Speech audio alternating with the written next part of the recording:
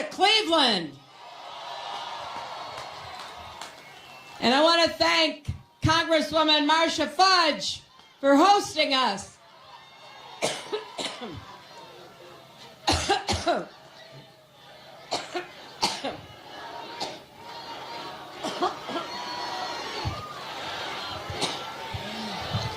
I've been talking so...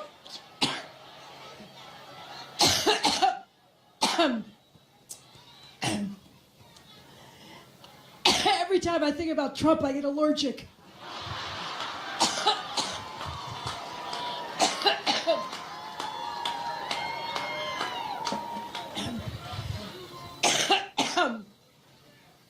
Boy, we have 63 days to go.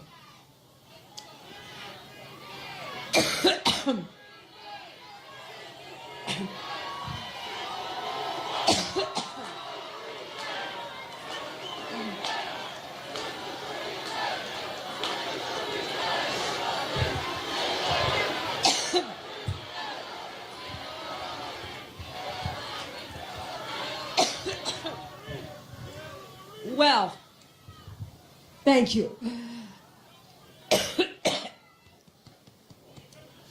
Whoa.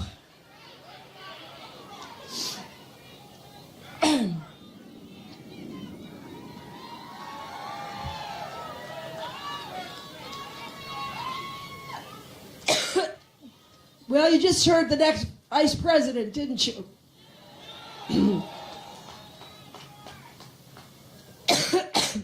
In addition to thanking Marcia Fudge, let me also thank your great Senator Sherrod Brown. Also, excuse me. Also, two other great members of Congress, Tim Ryan and Joyce Beatty.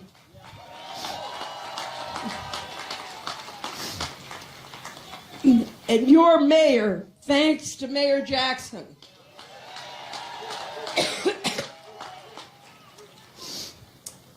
And I hope that Ohio will send Ted Strickland to the Senate.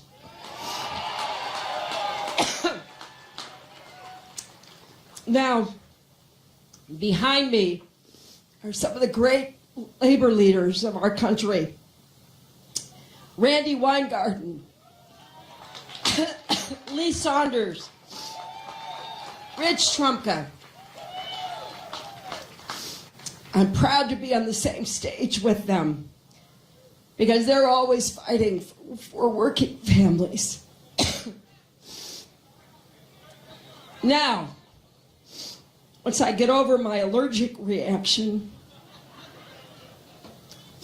let me say that we're here in part because we know how important this election is to Ohio. It's not just, as Tim said, that Ohio is one of those battleground states you hear about every 4 years. It's that Ohio represents everything that's great about America and all of the challenges and the opportunities that we face. That's why this election is critical to every person in this state. And what I want to emphasize is I know we can't face our problems alone. We have to work together. We believe we are stronger together. And that is in stark contrast to Donald Trump. Remember what he said at his convention. He said, "I alone can fix it." Now think of what that leaves out, my friends. That leaves out all of our troops on the front lines. It leaves out our police officers and firefighters who run toward danger. It leaves out doctors and nurses who care for us. It leaves out teachers and educators who care for the most important people in our lives, our children. It leaves out everybody except him.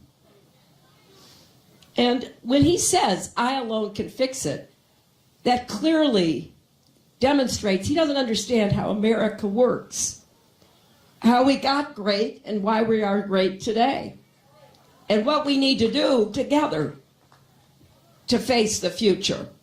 Because our campaign is about we will fix it together. We will work together. We will bring our country together. And what better example of that are our labor unions? They are built on the principle of solidarity. They look out for each other. They fight for fair wages and collective bargaining for safe working conditions. Just last week, we learned once again, because another study came out that confirms what we already knew. When more workers are in unions, wages are higher. And not just for union members, but for all workers. That's why if Tim and I are elected, we're going to say no to attacks on unions, no to rolling back collective bargaining, no to unfair trade deals like TPP, no to pension cuts that deny you the secure retirement that you've earned, no to right to work, because right to work is wrong for workers and wrong for America. But we're not just about saying no. We're going to say yes to standing up for workers' rights and dignity, yes to good jobs and benefits, yes to the American dream. It is big enough for everyone to share the promise. And so that's why during this campaign, I've been running a campaign based on issues, not insults. I believe anyone who asks for your vote should tell you what they're going to do. Starting tomorrow, you can read about the plans Tim and I have, because we're putting out a book. Does somebody have a copy of that book? Hey, somebody back there, you got a copy of the book? I can show the crowd. We're putting out a book called Stronger Together. That's more than a slogan for the campaign. That's a guiding principle for the future we want to build. And that's exactly what we're going to do. Now, some people say, wait a minute, you've got so many plans. Well, you're right. I do have plans. You know why? Because I want you to know what I want to do to help you and what kind of results we're going to work to achieve. I have this old-fashioned idea that if you're asking somebody to vote for you, they ought to tell you what they want to do and then hold you accountable when you get elected. And I'll tell you what, our plans start with the very simple idea that we're going to get the economy to work for everyone, not just those at the top. We're going to do it with the biggest investment in new jobs that we've had since World War II. More infrastructure jobs, advanced manufacturing jobs, clean renewable energy jobs. Anyone willing to work hard should have a job that can support them and their families, a job with dignity, with only the future to be proud of, not to worry about. We're also going to offer new solutions for families. Families are different today than they were in the 1950s, for heaven's sakes.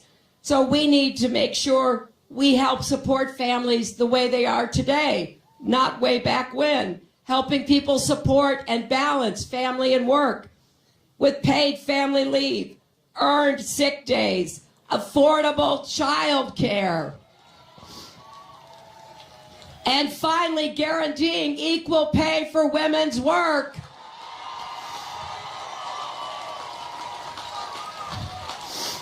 And here's our book. It's called Stronger Together for a reason. You can read about what we want to do on the economy and everything else. It'll be available starting tomorrow. Because the choice for families has never been clearer. Just look at Donald Trump's track record when it comes to hardworking men and women. I know, I'm allergic to it too, but you have to look at his record. There may be people you know who are thinking about voting for him. And you know, friends don't let friends vote for Trump.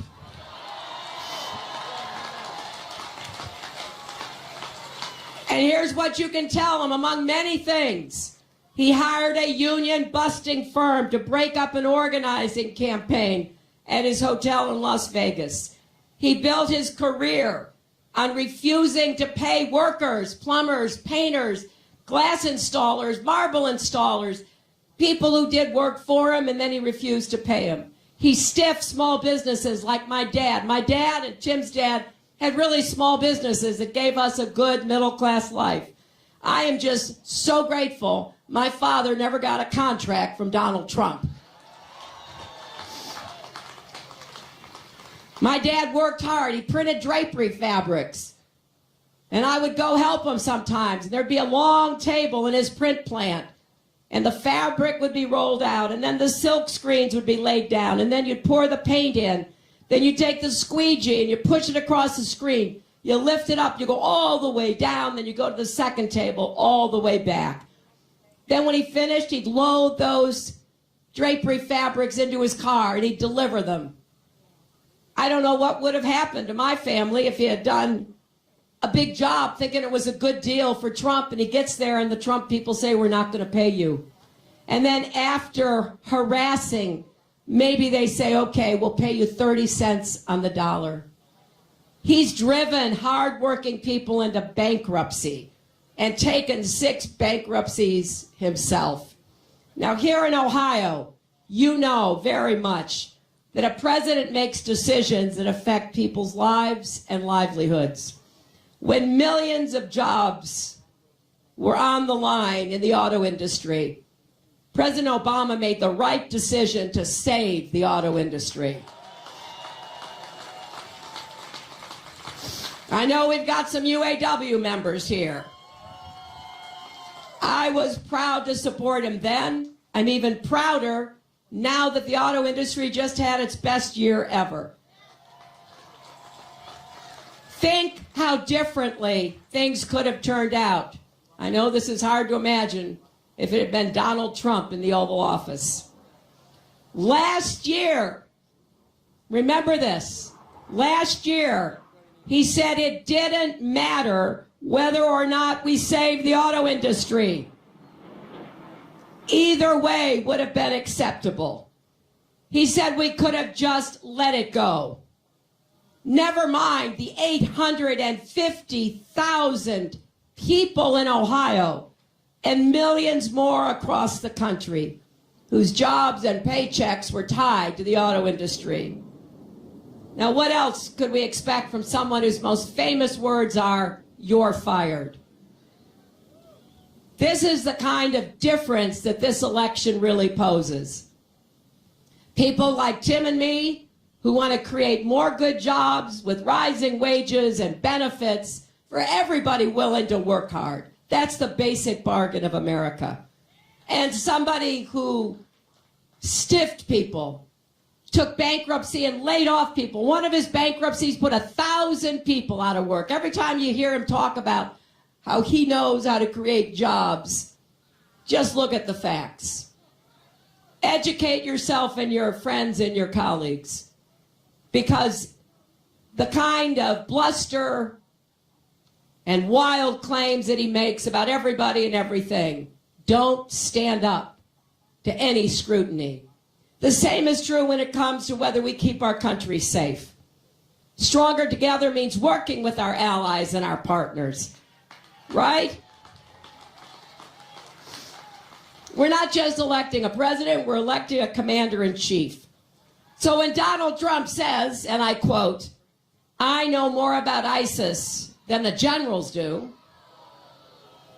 when he claims, as he has, that our armed forces are a disaster, or he insults a Gold Star family, that's not just wrong and offensive, that's dangerous. Our military is a national treasure, and a president must respect the men and women who risk their lives and wear the uniform of our country. Some of you know Tim Kaine's son is deployed right now. He's a Marine.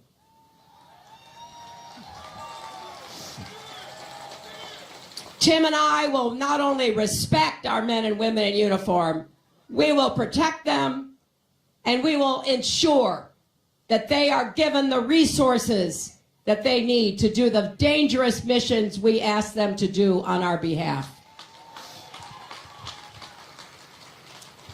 Now, last week, we saw even more evidence that Trump is temperamentally unfit and totally unqualified to be president. In just a few hours, he managed to turn his trip to Mexico into an embarrassing international incident. He even got into a Twitter war with the president of Mexico.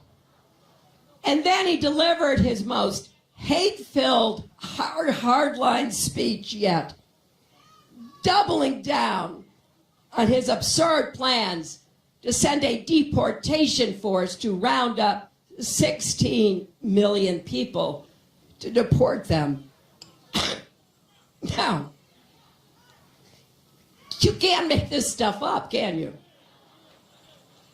He can try to distract with divisive, dangerous rhetoric. He can try to fool voters into thinking somehow he's not as harsh and inhumane as he seems, but it's too late. When you see what he has said and done in this campaign, when you see that he can't even go to a foreign country without getting into a public feud with the president, I think the answer is clear. Donald Trump does not have the temperament to be our commander-in-chief.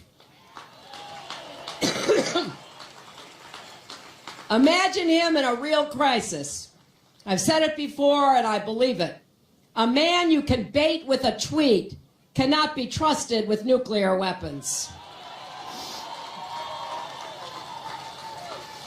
Now look, I know that these elections are always tight and hard. I'm not taking anybody anywhere for granted.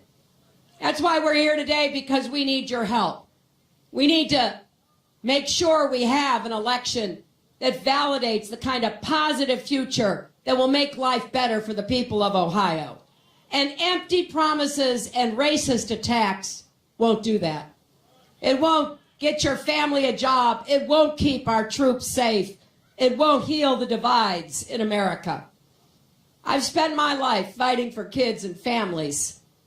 During the fight for health reform, some of you remember, powerful interests blocked our way, but I didn't give up. I turned around, I worked with Republicans and Democrats to help pass the Children's Health Insurance Program that covers 8 million kids today. That's how you deliver real results. You can't get discouraged, you can't give up, you can never quit. But you got to start from the right values and principles. You've got to believe in our country. You've got to believe in the American people. I'm asking for your help in these next 2 months. I'm asking you to reach out to your friends, your neighbors, your family, everybody you can possibly touch. I'm asking you to join this campaign. You can go to HillaryClinton.com or you can text JOIN, J-O-I-N, to 47246 because we want to win Ohio.